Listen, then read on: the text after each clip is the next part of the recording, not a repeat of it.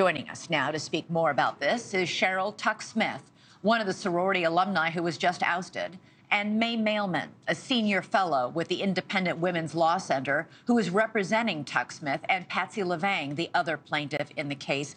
Thank you, ladies, so much for being here. I appreciate it. Cheryl, you've been a member of Kappa Kappa Gamma for more than 50 years.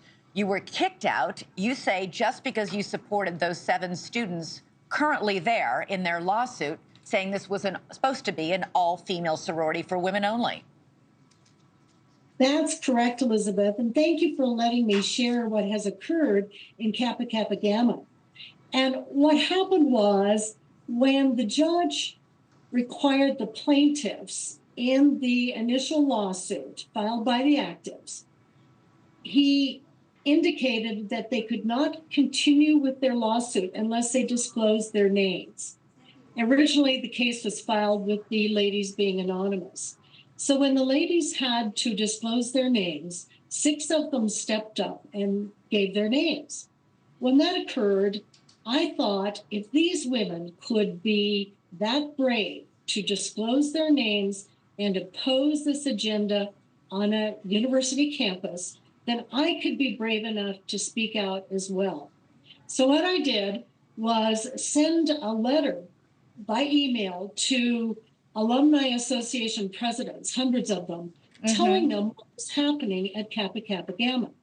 Now, before that, there had been no information that had gone out that I'm aware of telling our alumna members what was occurring. So when my letter went out, I was then told that that was a no-no and I should not be sending out communications to other members. Well, so wait, hold on, Cheryl. We know that Kappa Kappa Gamma was formed in 1870 when women were outnumbered by men on college campuses by 5 to 1. The sorority was meant to be for women only, to support women. Its bylaws say members must be women. Have those bylaws changed? The bylaws have not changed, and you're absolutely correct. The sorority was formed to uplift women, teach women leadership skills, and encourage them to continue with their education and be involved in the communities.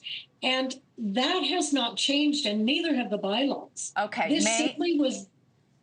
So I'm sorry. I just wanted to get to the legal question. May, if the bylaws haven't changed, why? Tell me what the issue is here, because we know that these 7 student members sued the sorority, accusing this transgendered member named Artemis Langford of, quote, threatening and perverse behavior. One of them said at one point in the lawsuit that Langford had an erection visible while watching other sorority members. If this kind of thing was happening, why did only 7 of the 40 members, the student members, sue? Yeah, it's scary. These women have not started their professional careers yet, and being public with anything is pretty scary. I mean, you'll put on Instagram a picture of you at a party, but, you know, going and saying that I deserve, as a woman, I deserve to have a woman's only space, that's a scary thing. But of course, women do deserve that. And so it was these alumni members that helped these women understand what you're feeling is not wrong, what you're thinking is not wrong. It's okay to bring this case. And then it was the alumni members who then exposed this a little bit. They let the rest of the Kappa members know. And I think that's part of the problem here, is that if Kappa leadership really wanted a change to who could be a member, then there is a democratic process to go about and have that conversation, maybe put in the safeguards that are necessary. But Kappa never did that. May, were you surprised that the district court judge who ruled against these students is saying the sorority has a right to decide who is a woman? It's nonsensical, right? So that is, judges interpret contracts, they read bylaws, they read these types of things all the time.